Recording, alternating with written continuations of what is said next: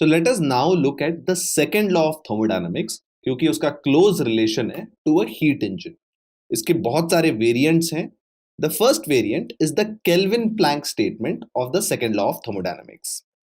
इस स्टेटमेंट के हिसाब से it is impossible to construct एक ऐसा हीट इंजन जो सिर्फ हीट एक जगह से एब्जॉर्ब करके उतना ही इक्विवेलेंट वर्क देता है।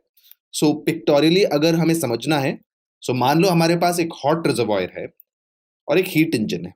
एक ऐसा हीट इंजन अगर Q1 हीट एब्जॉर्ब करता है और W हीट वर्क करता है, that W can not be equal to Q1। कुछ तो heat has to go into a cold reservoir, सारा हीट वर्क नहीं बन सकता। With a single reservoir a cycle can not be produced. So let's take a hot reservoir, a heat engine, Q1 absorb करके Q2 में dump करके जो बचा हुआ कंपोनेंट है वही वर्क होता है।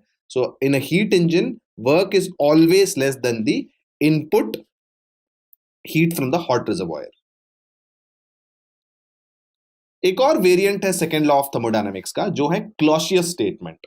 ये दोनों इक्विवेलेंट है बट अलग अलग तरीके से इनको स्टेट किया जाता है। क्लॉसियस स्टेटमेंट के हिसाब से it is not possible to construct a device जो साइकिल में ऑपरेट करता है और जिसका सोल इफेक्ट है ठंडे ऑब्जेक्ट से गर्म ऑब्जेक्ट तक हीट ट्रांसफर करना। So it basically says that heat can never flow from a cold body to a hot body without work being done. So let's say you have a hot body and a cold body, and let's say we have a heat pump. So Clausius statement के हिसाब से अगर एक ऐसा heat pump बना है जो एक ठंडे ऑब्जेक्ट से हीट निकालता है और एक गर्म ऑब्जेक्ट पर हीट डंप करता है, इस प्रोसेस में वर्क इक्वल टू अगर जीरो रहा, देन ऐसा एक हीट पंप पॉसिबल ही नहीं है। So the right way to do it is basically, let's say हमारे पास दो रिजर्वॉयर हैं। अगर मुझे एक ठंडे ऑब्जेक्ट से हीट निकाल के एक गर्म ऑब्जेक्ट पे हीट डंप करना है, work has to be equal to Q1 minus Q2। Work करना जरूरी है। बिना वर्क के ठंडे ऑब्जेक्ट से गर्म ऑब्जेक्ट तक हीट पहुंचाना इम्पॉसिबल होता है अकॉर्डिंग टू क्लॉसियस स्टेटमेंट।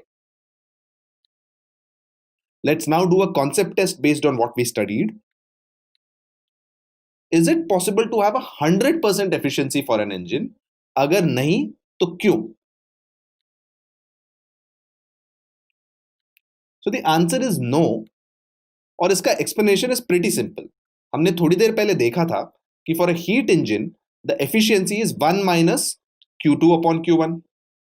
अब केल्विन प्लैंक स्टेटमेंट के हिसाब से हम ऐसा एक साइक्लिकली ऑपरेटिंग हीट इंजन जो सिर्फ एक सिंगल थर्मल रिजर्वॉयर से हीट निकाल के वर्क देता है, इक्विवेलेंट वर्क देता है, ये ऐसा हीट इंजन बनाना पॉसिबल ही नहीं है। This basically means Q2 can never be zero, but नीटा या एफिशिएंसी के 100% होने के लिए Q2 has to be zero, and that is violating Kelvin Planck statement. इसीलिए हम ऐसा इंजन नहीं बना सकते with a single thermal reservoir. So Q2 zero नहीं हो सकता, and that is the reason why engine की एफिशिएंसी हमेशा 100% से कम होती है, कभी 100% नहीं हो सकती।